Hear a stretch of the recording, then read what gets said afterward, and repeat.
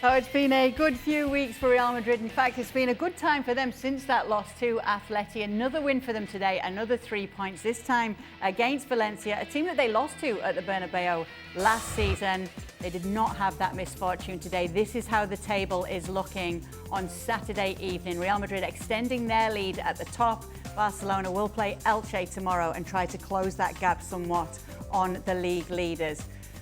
Welcoming in Luis Garcia now. Lots to talk about in this game, and we'll go through some of the moments chronologically if we can. Luis, let's start with Kylian Mbappe stepping up to take a penalty again and scoring it this time after what we saw in the Clásico. Top scorer of Real Madrid, top scorer of La Liga. It's true that he missed the penalty in the last game against Barcelona, but that's what you expect him from a top scorer and a leader into the game, that he step up once again the ball and did a fantastic job, score once again. Surprise later on in the second one when he had the opportunity to score even another hat-trick. That's something that I'm doubting. When you got the top scorer that just received the golden boot from last year, you want him to repeat it. So every single time that you have the option to give the ball to Kylian Mbappe, you're going to use it. And penalty is one of those. So surprisingly, we didn't see it today, but that shows that there is no selfish, that he wants to keep people around happy, and it allowed Vinicius Jr. to take the penalty. But very well taken, the first one from Mbappe, that scored once again, 2 goals in a game. Fantastic performance, and it's been a while. Absolutely. Now, seeing as though he's mentioned Vini Jr., won't go to the penalty just yet. I will go to the fact that he was included in the starting 11 today. Everybody was wondering if he would be. Was this the right decision by Xabi Alonso? Well, I wasn't wondering. I knew that Xabi Alonso would play Vini Jr. simply because not playing Vini Jr. was only going to invite more questions, more issues, more problems. It was going to create more controversy. And given the rhetoric of Xabi Alonso leading up to this game, in which Vini, he spoke from the heart, from the soul. He was impeccable. Yes, you know what? Look, Vini, he laid his heart out for all of us, and everything is behind us. We're ready to move forward. Well, the only way to move forward is to continue to play Vini Jr. If indeed Xabi Alonso had decided to, we're moving forward, his heart is on the table, he was great with his apology, and then you bench him, that creates more problems. You don't need that. What you needed to do was bring Vini off the field and have Vini go through the ceremony, the protocol of actually waving to the fans, high five to Hendrik, little hug. Can I hug Hendrik? Oh, yes. Good luck. Mwah. Yes, great. Well, all right. Okay. Hey, Xavi, great. Thanks for taking me off. I really wanted to come on. Look, you go through that protocol so that everybody sees that there is no problem, and everybody now moves forward. Are you okay with Vini starting today, Stevie? No. Why? Because. But I kissed you. What do you want from me? Well, I can't concentrate anymore. Right, okay. And even more importantly, the next time somebody else doesn't quite act the way they should responsibly, then he can't do anything. What's he supposed to do? When he lets one of the big cheesies away with all that nonsense, disrespecting him, disrespecting the players, I mean, it was all pushing and shoving at the end of the game. All of that stuff, he's gotten away with all that. So the next time somebody else steps out of line, if it's me, he better not punish me, because he's let the big cheese off. So he's just created a little problem for himself, in my opinion. But he apologized with his heart, Stevie. So he did. And obviously, but he's done that before. That's another annoying thing. This is not the first time he's done it. When you do something for the first time, and it's a surprise, and we didn't expect it, and you can stand in front of everybody, the journalists, your fellow players, the manager, and say, look, I was out all that. I'm really sorry. I don't know what happened. I had the red mist. I lost it. That's acceptable for the first time.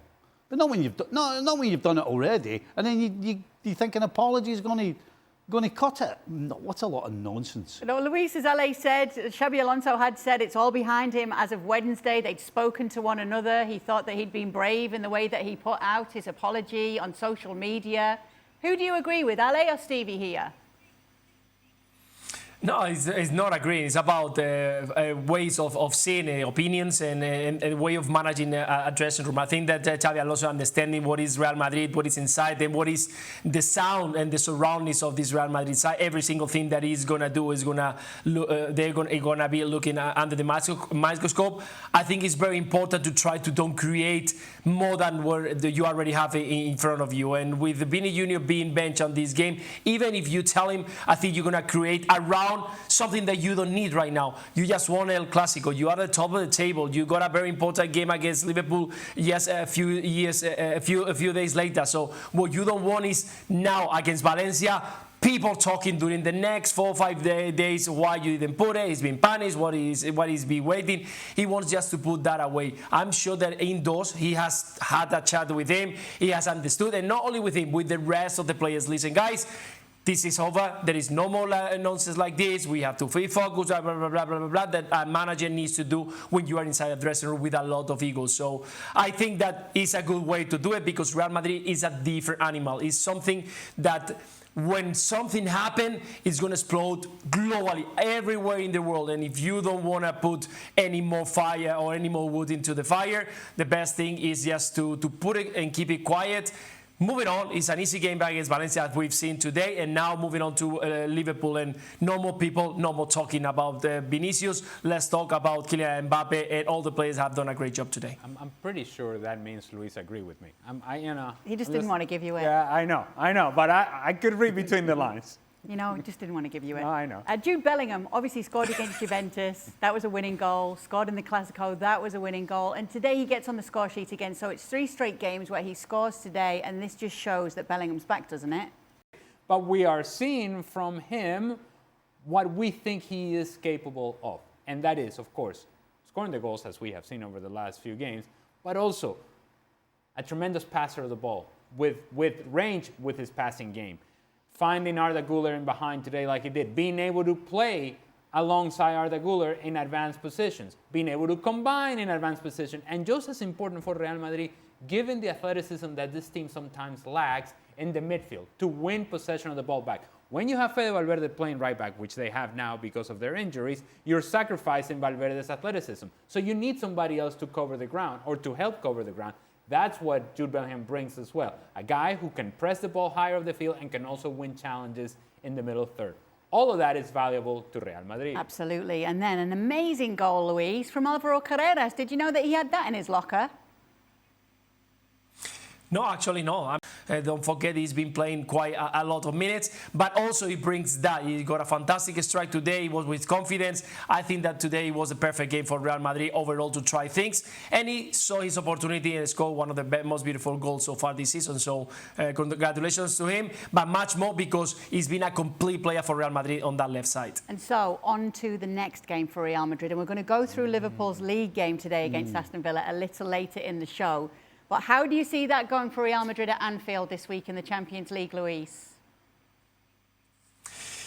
It's going to be a tricky match for both teams. I had an eye today also on Liverpool, and I enjoy what I've seen so far. It wasn't the best game, but we saw a much better Liverpool intense, dominating most of part of the game, scoring goals, and that's something that we haven't seen for quite a long period in Liverpool. So for Real Madrid in the midweek game, they're going to have to bring the best of the best. That's why probably Xavi was resting some of the players. Going to Anfield is never an easy match, and it's true that Liverpool has had a struggle in the past 5-6 games, but it's always Liverpool, and when they play against the best one, the big players always try to show up and stand forward. So it's going to be a very interesting game, difficult to call. So if someone sees any of the team favorites, I think it's going to be lucky because I think that both of them can win the game. Okay. Hold on. When you asked the question, did you really think that Luis was going to tell you that Real Madrid was Gave him the benefit of the doubt, didn't I?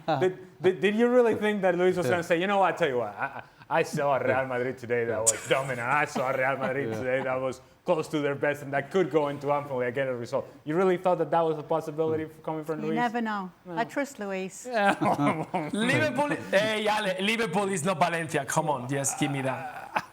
Well, we agree on that. Well, yeah. Two things you agree on today. 100% correct, yes. However, Barcelona. Let's move on, because we're going to get to Liverpool in just a minute. But let's talk about the fact that Barcelona play tomorrow against Elche, and they are the best of the newly promoted side so far this season. Make sure to be with us 12 p.m. Eastern on ESPN+.